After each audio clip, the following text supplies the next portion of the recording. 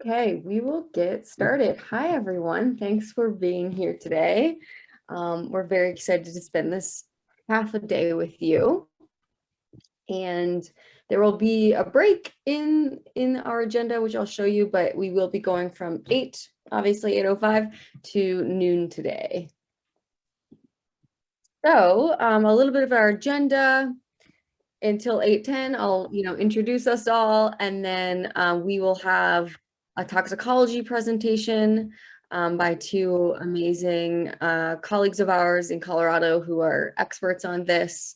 We'll have a bit of time for the teams to really discuss basically the psychology of change, which Jamie will be facilitating.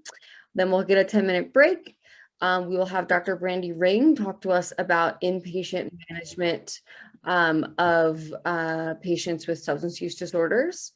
Then we'll have Callan Thornton from the Office of Behavioral Health show us a video about Tough as a Mother, which is an awesome resource that you can refer patients to, and then talk a little bit more about how you can use that resource.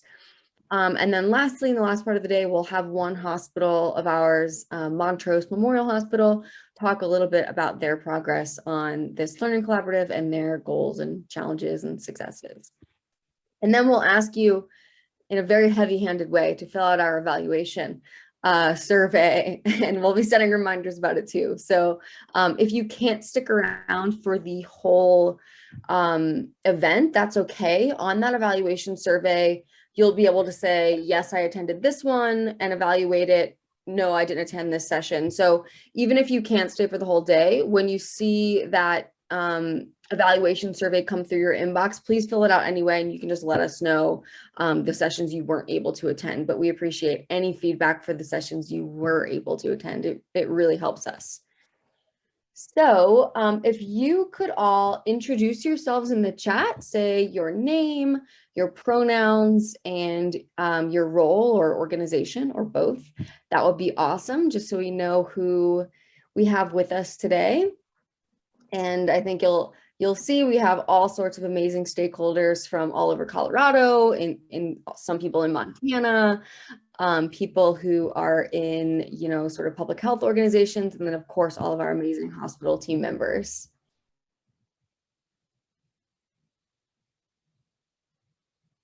So a little bit of housekeeping. If you're dialing in by phone, please come off mute for a second and state your name so that we know what phone number you are.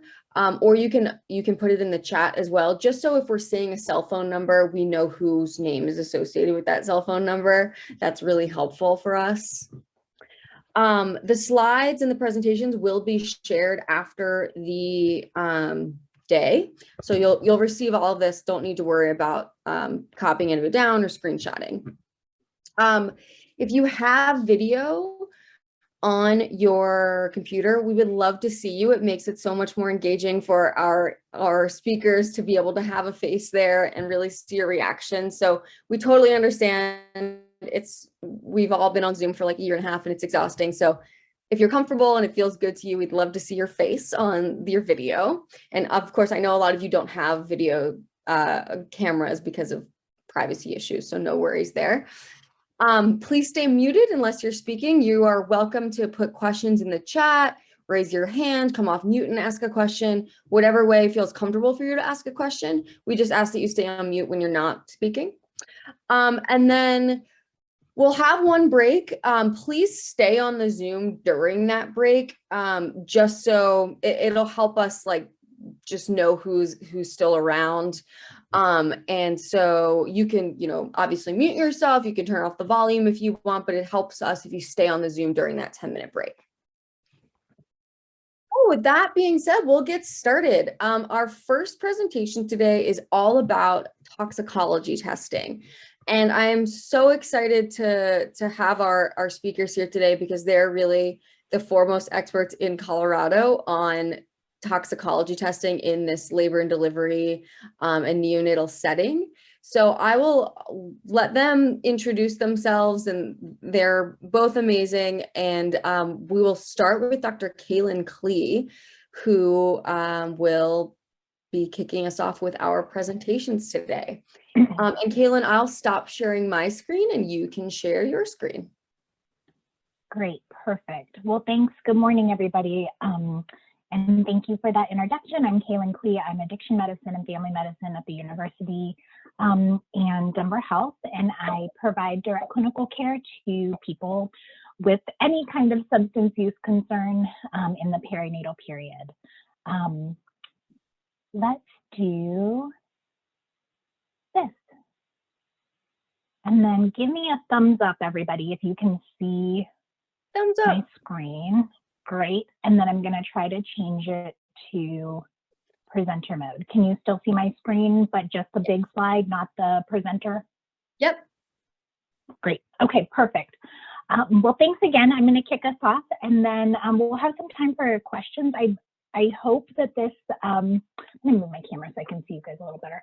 I hope that this topic feels interesting and engaging and not scary. I think sometimes this can feel stressful to talk about with our patients to decide how to proceed with use of toxicology testing. And we'll really do our best today to, I have no disclosures. However, let me say, if we end up talking about certain medications,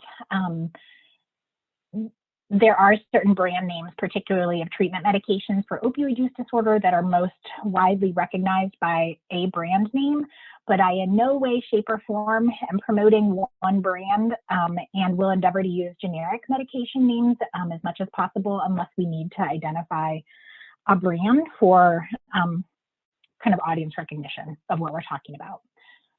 Okay. So we'll talk about what is the rationale for using evidence-based screening tools for substance use, screening for substance use, and why do we screen for substance use in general.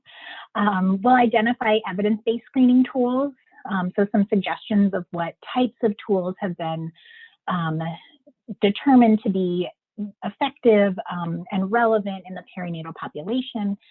We'll discuss differences between evidence-based screening and toxicology testing, because those are really two separate things. And then we'll briefly examine some ethical and legal considerations when we decide that it's clinically necessary to order maternal toxicology testing. So screening, right? We've talked a lot about SBIRT. Many of you are probably very familiar with SBIRT, but we can't have the BIRT without the S, right? We start with a screening process, and screening really should be used in pregnancy or in the perinatal period to evaluate, just like we do for many other types of screening tests in pregnancy, what we're trying to detect with screening right at the very basic level is a preventable and treatable condition that has some degree of commonality, right? Some degree of prevalence in our population, right? And so if you think about screening that we do routinely in pregnancy, we routinely screen for gestational diabetes, we routinely screen for genetic conditions and cystic fibrosis and some of these other states that actually will have a much lower prevalence in our population than substance use, right? So substance use will always be more common in a population of perinatal people than some of the things that we routinely screen for in pregnancy as part of comprehensive medical care. Screening for substance use in pregnancy has now been recommended by ACOG, by ASAM, which is the American Society of Addiction Medicine, the American Academy of Family Physicians, American Academy of Pediatrics. So we really have, and larger than that, the CDC and the WHO also recommend screening for substance use in the perinatal period. So we really have consensus among the powers that be that this is a worthwhile endeavor to figure out how do we screen and what is our process going to be, whether we're an independent provider in a, private practice, or we're a provider in a large hospital setting. So when we're talking about SBIRT, and I think that we probably all are on this call because we believe in, to some degree, in the power of SBIRT, right, in detecting substance use, providing brief interventions and referrals to treatment for our patients with substance use.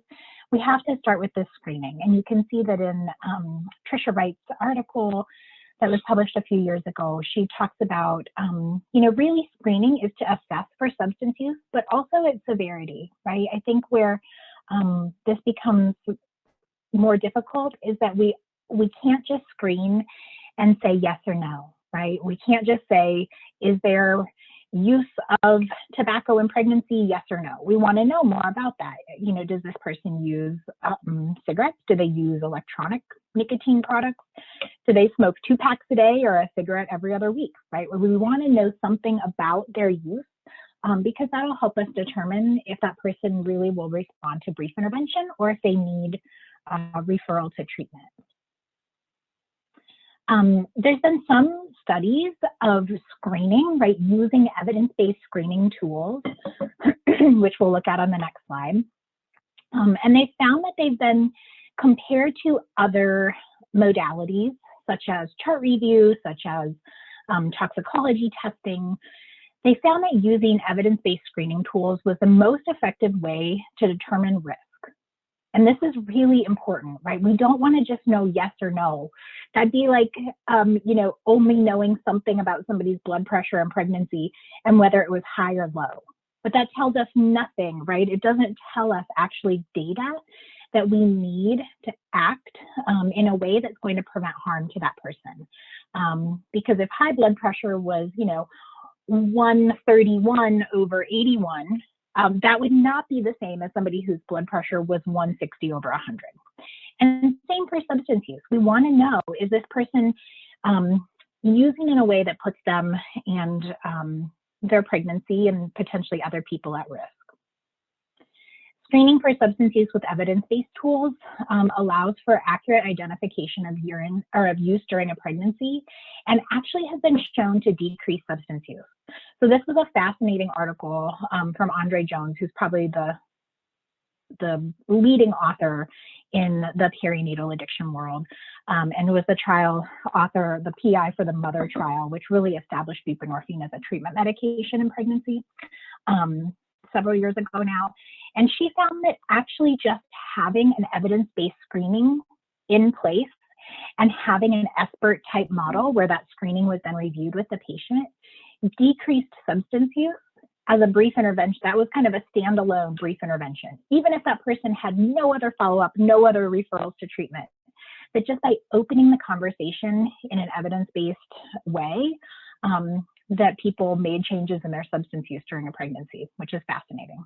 She also found during that study that it decreased utilization of urine toxicology tests as a replacement for evidence-based screening. And then when do we want to screen? Of course, we will keep kind of the encouragement that the earlier in prenatal care that we can engage people and screen, the better, but there's no wrong opportunity, right? So wherever people are arriving for care, wherever they're showing up, whether that's a perinatal care setting or not, maybe it's an ER, maybe it's a primary care office, maybe it's their pediatrician's office, right? We'll kind of expand our scope just as we have with depression screening. There's no wrong place, right? But we need to be prepared to have an evidence-based screening tool in place in order to help capture folks who are showing up, not in the prenatal care space or on labor and delivery. These are some examples of evidence-based validated screening tools. And universally really does mean everybody, right? It doesn't mean that we selectively screen somebody because they had limited prenatal care. It doesn't mean that we selectively screen somebody because we saw a note in their chart about an ER visit when they were intoxicated, right? We're not using any kind of predetermined knowledge or judgment about a patient to decide to screen for substance use. We're actually going to screen every single person who is in or around a time of pregnancy using one of these tools as a suggestion. There's other evidence-based tools out there. And if there's something that's already built, especially into your EMR, that can be kind of the low-hanging fruit to pull into a screening protocol. Screening versus testing, right? So this is very confusing, and Lori's going to talk about this a little bit more, because if you typed into Epic or your EMR right now, urine drug, the test that's going to come up actually is called a urine drug screen, right? But that's a misnomer. That's not actually what it is.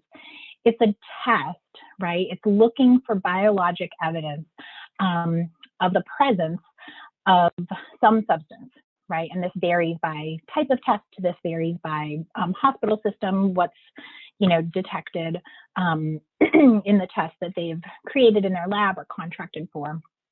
But urine testing or other biologic sampling, including meconium or umbilical cord, blood testing, hair follicle testing, right?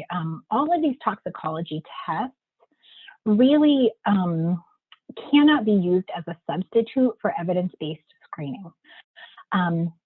As I just mentioned, right, they're often applied selectively, and we have good data demonstrating that people of particularly Black and brown women, people with Medicaid insurance, people with other, social determinants of health that would put them at risk for being discriminated against or stigmatized in the healthcare system, are often overrepresented in toxicology data. And that's not because those people or people groups are more likely to have substance use in pregnancy. It's actually a very distressing sign of institutionalized racism and classism, which has a long history in the substance use and substance use and legal space.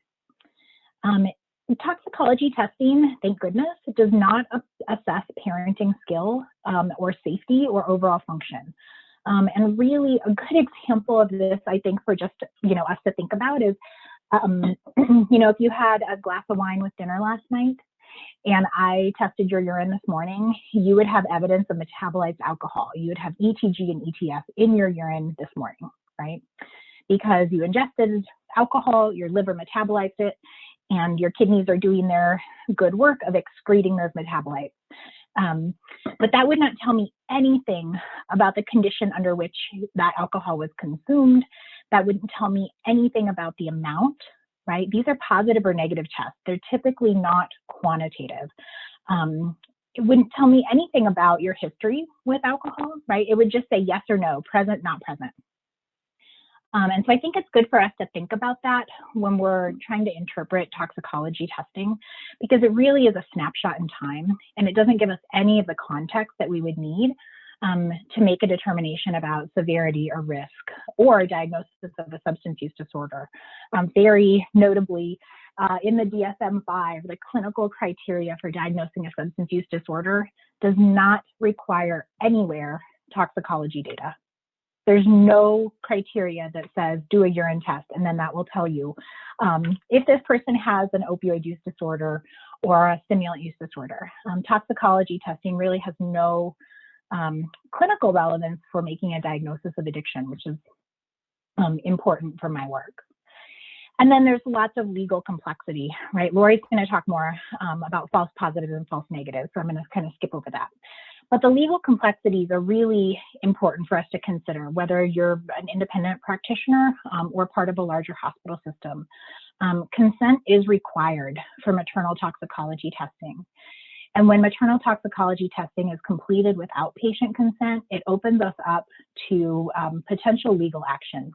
There have been several cases successfully prosecuted on behalf of patients who had toxicology data collected without their knowledge or consent, and then had typically some kind of distressing outcome from that, such as being reported to social services, sometimes other civil or legal complications for that person. And those legal cases have been found in favor of the patient. And so really keeping in mind that we have to consent for people using their biologic samples for toxicology testing. The exception to this really would be if somebody was medically unstable, right, unresponsive, and we needed to know some kind of toxicology data as a medical workup because we were not able to obtain history from the patient themselves. What are the possible outcomes when we screen, right? So if we do universal screening, the vast majority of people are going to fall into this low risk category, right? And this is kind of the expert pyramid. The low risk people really still deserve to be screened, because we can't know going into a new visit with a person, we can't know just looking at a person whether they'll fall into this low, moderate, or high risk category. And so those low risk folks really should be encouraged to continue cessation. They should be provided information about particularly substances that are often used in pregnancy without complete knowledge of risk, such as alcohol and cannabis. But they should be congratulated and say, you know, great, excellent. Please let me know if you have any other questions, and provided kind of basic information. The folks with moderate risk, right? These might be people who have a history of substance use, people who had people who had use early in pregnancy, or prior to knowledge of their pregnancy. And then maybe continued low level of use, right? So I would say that I hear this the most from folks with cannabis, tobacco, maybe even alcohol, right? Where they'll say, oh, I've cut down, you know, quite a bit, but really haven't stopped using that substance, and really respond well to brief interventions and motivational interviewing techniques. And then those folks with high risk, right? These are the folks who I'm hopefully going to see in my office. These are the folks who really do have ongoing significant substance use despite efforts to cut down or quit and have not been successful, maybe have physical dependence to a substance, and may very likely meet criteria for a substance use disorder. And those are the folks who should be referred to specialty treatment. What if I don't believe my patient, right? So whenever I give the spiel that we should be using evidence-based screening tools, you know, somebody invariably is uncomfortable with that, because we want, and sometimes the rationale I hear from folks for using urine testing is because, well, what if my patient doesn't report their substance use to me accurately? I feel like I need to have some kind of backup data in case I don't believe that person or they're not telling me the truth. But that feels like trying to have a simple solution to a very complex problem, right? And if urine toxicology testing was the end all be all and actually relevant to clinical care in this space, then I would support it. But it just hasn't been shown to provide any better data than actually using an evidence-based screening tool. And so I don't think by abandoning urine toxicology that we're actually missing much. I will say there are some percentage of people who end up providing a urine sample or other toxicology sample that comes back positive for something we don't expect. And we'll talk about that in a minute. But I would say really the better energy is spent not in refining our toxicology testing, but would be spent in refining our evidence-based screening protocols and our own skill set with setting the stage for having these type of sensitive conversations. I will say this past year in COVID has been fascinating, because SAMHSA, the Substance Abuse Mental Health and Services Administration, really said, you are allowed to stop urine toxicology testing for your patients in treatment, because the risk of coming in to provide those urine samples during the height of COVID exceeded the benefit of continued urine toxicology monitoring. And so many of us in the treatment space have gone now several months, maybe over a year, without routine toxicology testing for our patients in treatment for a substance use disorder. And I gotta say, it is freeing, right? I think the quality of care that I'm providing is better. I think that my patients feel less pressured and scared. The tone of treatment has changed from still that kind of mild probationary tone that treatment can take on when we're asking people to prove their sobriety, or trying to catch them with some kind of substance use by doing urine testing. And I really think it's been a benefit and a step forward. I feel like the quality of care and the deepening of rapport with several patients has been very notable, and that's been reported across many different treatment providers and settings during the past year. There is nothing wrong with trusting your gut, but checking our biases, right? So if you feel like there is something that we are missing, there's something that this person has not disclosed that would be really important, then I think the next step really for me is to check what is it about this person that's got my alert up? And is it something that is based in stigma? Is it something that's based in my own biases, or is it something really something else, you know? And just going through that mental exercise I found to be really helpful. And then asking, right? Taking what I think of as the warmly curious position and asking, you know, what is it about my asking? What is it about my screening that you want to know? Do you want to know why I'm asking you these questions? Do you want to know what our hospital policy is? Do you want to know what happens when a person's been using substances in pregnancy and we're taking care of that person in this clinic, right? Kind of deflecting it from being very personal to just kind of providing more general information to see if you can assess for what might be their hesitancy or what might be their the source of their discomfort. I will say probably the main source of discomfort for people who have disclosed in a limited fashion or don't disclose their substance use, the number one fear is still, and will remain probably forever, that they will lose custody of their child. That's it, right? That's the foundational fear. And so being able to provide accurate information about, you know, what actually does happen, having social services swoop into the delivery room and take custody of an infant is actually, thankfully, a rare occurrence, right? That really is not the process. There has to be kind of a whole discussion, usually involving social work or other hospital personnel, and then a report that can be made. But immediate removal of custody is really reserved for significantly unsafe situations and not for the average person with some substance use in pregnancy. To provide that information, though, means we need to know it. And so if we're going to address the fear of loss of custody, it means we really do need to know what is our hospital's protocol and what is going to happen so that we can speak knowledgeably and clearly about that process. What if toxicology and patient report don't match? So let's say you have some toxicology data, maybe it was collected during a visit, maybe that person was seen historically. Maybe you ask for a toxicology sample and the person consents, and so you collect it. And the patient says, there's no way, that's not true. I never used that. I don't know why that says it's positive. And so this is what I usually say, right? Let's say Katie is my patient and her urine was positive for methamphetamine. And she says, no way, I've never touched meth. I would never use methamphetamine. So I'll say, you know, I want to ask you about that. The urine was positive for methamphetamine. Was there any chance that you were exposed to methamphetamine, right? Not in a, you must have used this way, because as we'll see, there are many, many ways in which we can have discordant testing and patient report. And so just asking, you know, is there a way that you could have been exposed?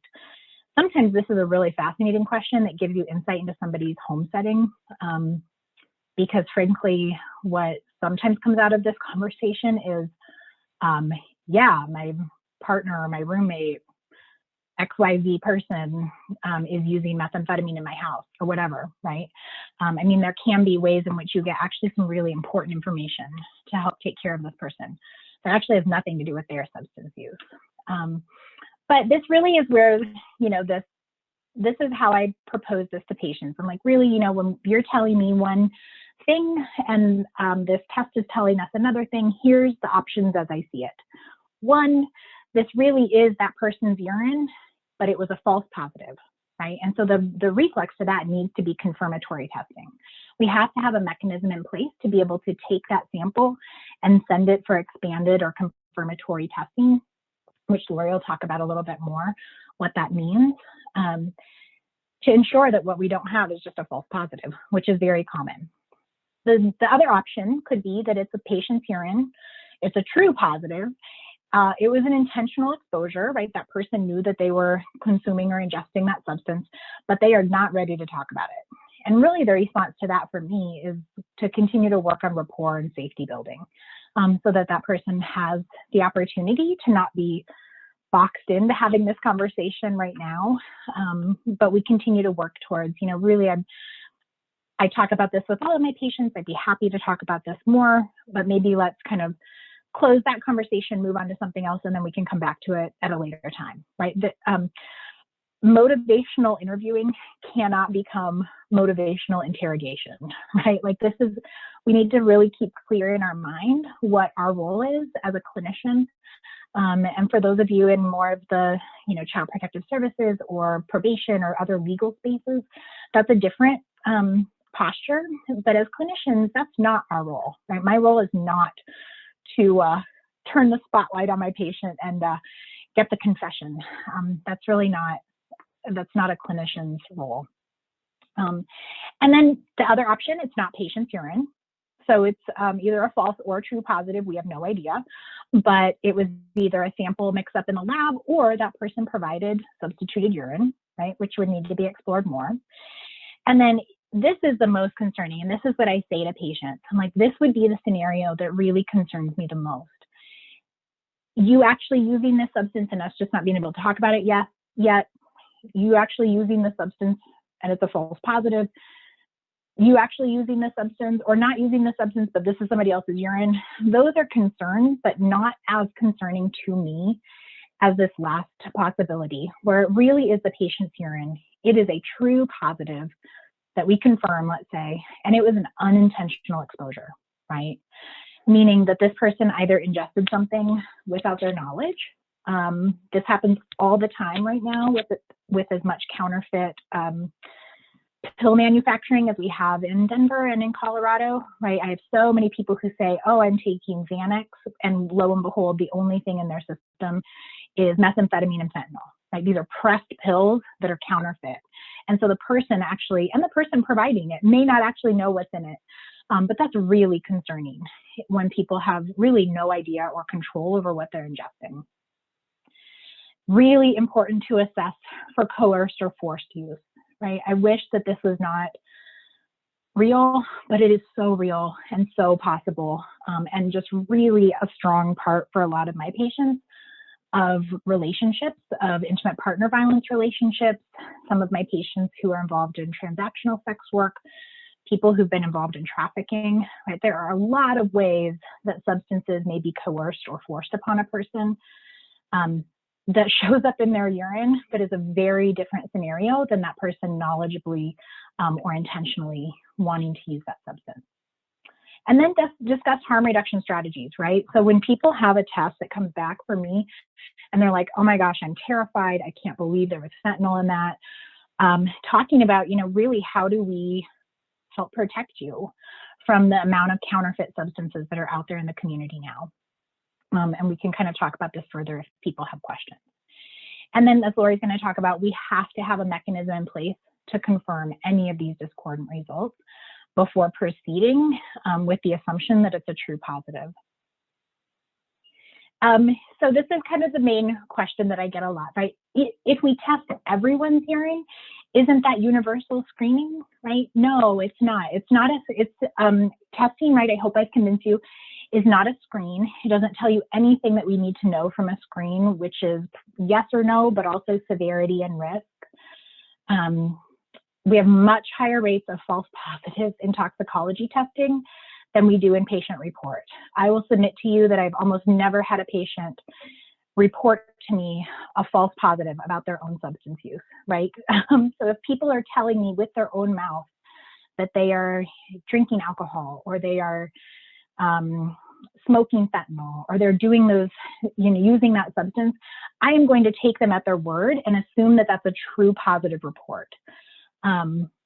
However, with urine, our suspicion for false positivity has to be very high. And then, of course, since there is a chance of missing some use, right, but we need to balance that against the harm of obtaining non-consented or coerced medical testing, right? Badgering my patient into providing a urine sample or testing against a person's will or consent is harm. And so we have to balance that against the potential risk of missing some substance use using other screening mechanisms. And then confusing same with equitable, right? Even with the same test, even if every single person who delivers a baby at your hospital receives the same urine test, we know very clearly that the responses to the results of those tests are not equitable across socioeconomic, racial and ethnic, and other sensitive and at-risk groups of people. And so we have to keep in mind that by collecting the data, even if we collect data the same way for every single person, how that data is used will be very different. And we have to protect our patients from that. And with that, I will wrap up and I'll stop my share and we'll see if there's discussion or questions. Thank you, everybody.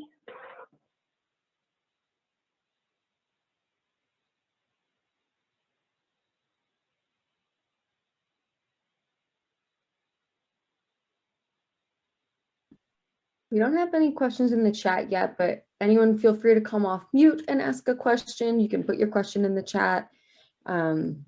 Yeah, thank you so much, Kaylin.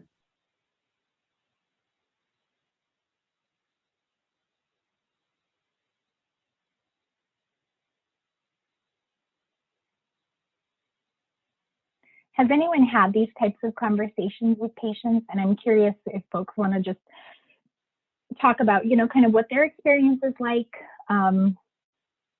when it's gone well, when it's not gone well. I'd be curious what other folks are experiencing. I know for myself when it's gone well and not gone well. And I'm hoping there's some camaraderie out there.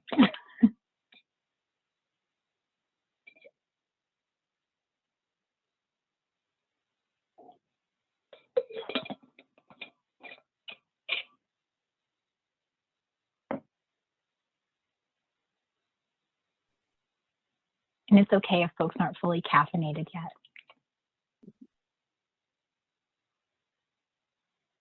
I'm also curious, if folks have any fears about what Kaylin is saying, like, are you afraid that if you don't do confirmatory testing or if you don't do toxicology testing, urinary analysis, XYZ will happen? Yeah, I just want to hear more about your reactions and sort of your processes thus far.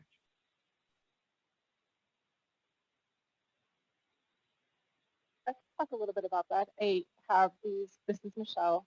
Sorry, my camera is not working. Yeah, I have these conversations all the time, and I like when they go well, and when they don't, I hope that our program is continuing to do what we feel is the right thing, and that is just, like Kaylin said, building that rapport, just moving forward with that relationship, because I feel that we can build that they will share more with us, and that seems to work. When we design a program, we're going to do drug testing and home visits, and I'm really glad that there was a lot of red tape within our facility to be able to do that, because now I'm really glad we don't do that. Our patients are in our program because they have a substance use disorder, and they're typically being tested by several other entities, and I just ask them, how was your screen, or we just have a conversation about that. So that's a little bit about our interaction with our patients in our program.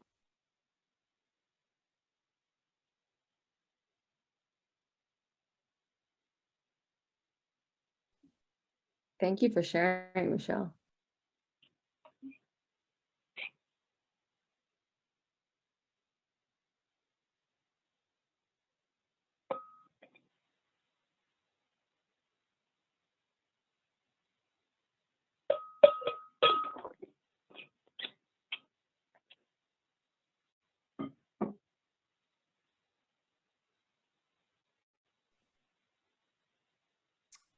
I was just chatting in. It's Jamie. I'm curious, and maybe you can just answer in chat if you're not on video or able to come on audio, but like Kaylin mentioned, quote unquote, universal screening and every patient every time when it comes to tox and things like that. What are y'all currently doing? Is it everybody? Is it based on your gut? Based on previous medical history?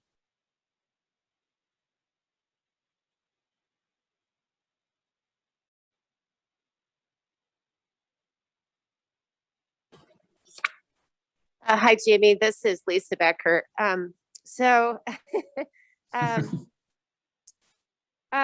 think that now that is a work in progress. We just, with this project, actually have started to use the verified tool. But it's so interesting doing this because even this last month, for example, we had a patient who came in for labor, and she had her care at an outlying clinic, so we didn't until the next morning have records for her. But she divulged, substance use as a teenager and up to 2007. And then not after that. And I said, that's great. And what made the difference for you? And she said that having kids made the difference for her. She's got custody of her children and everything.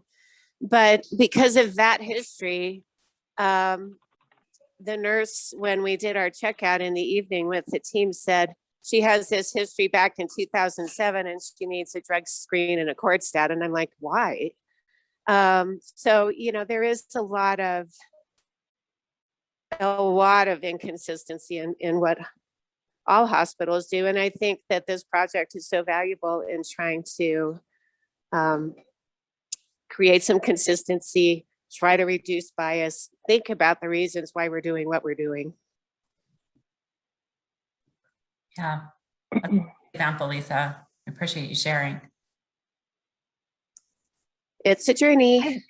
Yeah, absolutely. Yeah, Go ahead, I will Kaylin. say too, I think that, this is really fascinating. When I was mentioning about like COVID changing our urine toxicology, even for people in treatment, right? So this is like the select group of people who we are all in agreement that they have a significant substance use disorder. Even for those people, reducing toxicology has been beneficial. But I will say, honestly, with the current substance milieu in Colorado and increasingly across the United States, our hospital toxicology testing has not kept pace with what's actually being used. So fentanyl, right? Number one opioid being consumed, non-prescribed right now in the country, is not ever going to be detected by a urine toxicology opiate screen. Never once. It's a synthetic. It won't be positive. And same with now a lot of different like designer or counterfeit benzodiazepines. And other substances, right? Ketamine, DMT, a lot of substances that are commonly being used by people will not be detected on a substance use or a drugs of abuse screen, right? If what, and Lori will show in a minute kind of a couple different hospital examples of what's in that drugs of abuse screen. So I would also say, don't be falsely comforted by a negative, right? I mean, as much as urine can tell us true things, it's increasingly more likely to falsely reassure us. And what we're actually more at risk of missing when we lean too heavily on toxicology testing is use that's going on but not detectable. And so the only way to really assess for that is with validated screening and either, paper, pencil, computer, or face-to-face conversation. Kaylin,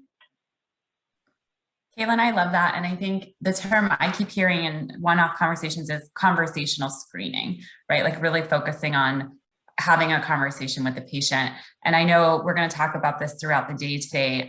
We saw with hospital data collection and information sharing individually that hospitals are really challenged in terms of available time of their team to have a conversation, especially when we're focusing on a labor and delivery unit, someone's in active labor, it's like a race car pit crew, everyone's like rushing to do their thing. Sometimes time is of the essence and it's hard, to have a conversation and get all the pertinent information. And so we'll talk a little bit today about small test of change, if it's not on admission, at least at some point before that patient is discharged and going home, sharing valuable information, getting them resources, asking questions, having that conversation. So sounds like you mentioned, Lisa, it's a work in progress, and we'll talk more today about how we can we can all kind of work through that together step by step and do some small changes that hopefully incrementally get us there over time. So lots to consider in a busy labor and delivery unit with a ton of stuff going on, but really important to have conversation, it sounds like. Absolutely. I mean, I think it has to, you know, for providers, we have to get out of the mindset of, okay, now we call case management and that's it. That's not where I want to be on our unit anymore. So. Yeah. Great feedback. Thank you, Kaylin. I can't wait to meet you in person.